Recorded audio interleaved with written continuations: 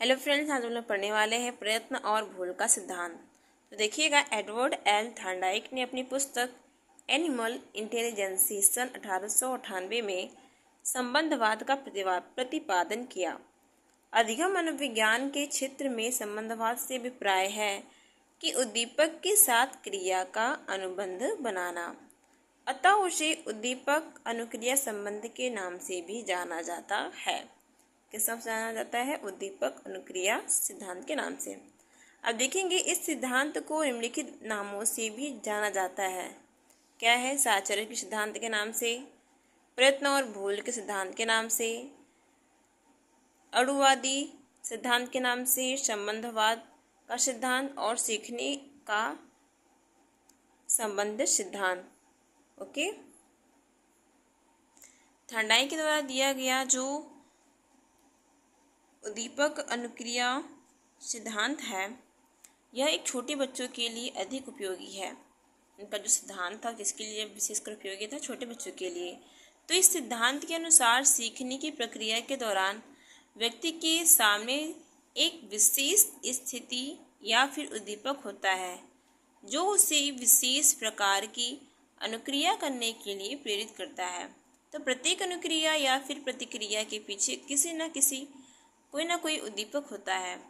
इस प्रकार एक उद्दीपक विशेष का अनुक्रिया से संबंध स्थापित हो जाता है, जैसे कि उद्दीपक अनुक्रिया संबंध कहते हैं। दो या दो से अधिक अनुभवों से संबंध स्थापित हो जाने के कारण इसे साहचर्य सिद्धांतों के नाम से भी जाना जाता है।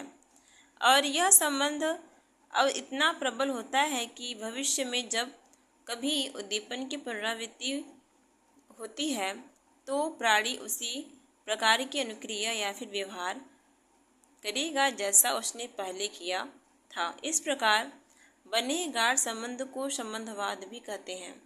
थॉर्नडाइक ने बताया कि अधिगम की प्रक्रिया में शारीरिक एवं मानसिक क्रियाओं के मध्य संबंध होना आवश्यक होता है। थॉर्नडाइक ने सीखने के सिद्धांत के लिए अनेक पशुओं पर परीक्षण किए थे। इस सिद्धांत का परीक्षण थॉर्नडाइक ने इस भूखी बिल्ली पर किया। अब जो आप चित्र में देख सकते हैं कि एक पिंजरा है, पिंजरे में एक बिल्ली जो है वो बंद है और वो बिल्ली कैसी है? भूखी है।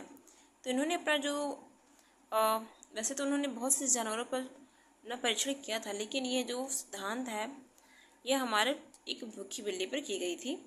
उन्होंने बिल्ली को पिंजरे में बंद कर उसके बाहर मछली के मांस का टुकड़ा रख दिया। पिंजरे का दरवाज़ा एक खटके के दबने से खुलता था। बिल्ली के लिए भोजन उद्दीपक था। ओके, और भोजन को देखकर बिल्ली व्याकुल हो जाती है और वह प्रतिक्रिया करना प्रारंभ कर देती है। अनेक बार बाहर निकलने का प्रयास करने के बाद संयोगवश एक बार उसका जो पंजा है वो खटके पर पड़ता है। खटके पर यानी कि जिसके दामने से दरवाज़ा खुल जाता है और वे खुल जाता है। थॉर्नडाइक ने इस प्रयोग को बार बार दोहराया और हर बार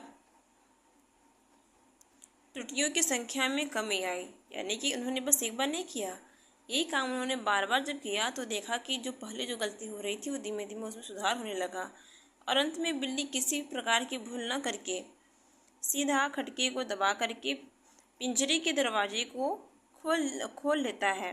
पिंजरे से बाहर निकलने के बाद जो बिल्ली है वो मछली को खाकर संतोष प्राप्त करती है और इस प्रकार इस प्रयोग में उद्दीपक और प्रतिक्रिया से संबंध, जिसे बोलते हैं एसर बॉन्ड, स्थापित हो जाता है।